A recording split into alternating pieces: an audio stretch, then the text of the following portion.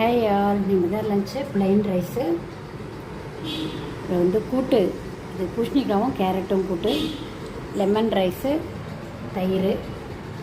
பூசணிக்காய் கூட்டுக்கு பூசணிக்காய் கேரட்டை உப்பு மஞ்சள் போட்டு குக்கரில் வேக வச்சுட்டேன்.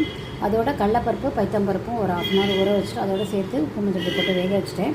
அப்புறம் தேங்காய், ஒரு காஞ்ச மிளகா, ஜீரகம் போட்டு அரைச்சி விட்டு அதை வேக வச்சு அந்த விடுதலை கொட்டிட்டு நல்லா கொதித்த உடனே கடுகு, உளுத்தம்பருப்பு, தேங்காய் எண்ணெயிலையும் நெய்லையும் போட்டு கடுகு, உளுத்தம்பருப்பு, கருவேப்பிலை, கொத்தமல்லி போட்டு தாளிச்சு போட்டு சூப்பராக இருக்குது டேஸ்ட்டு. லெமன் ரைஸும் ரொம்ப நல்லா இருக்குது. டேஸ்ட் பார்த்தேன்.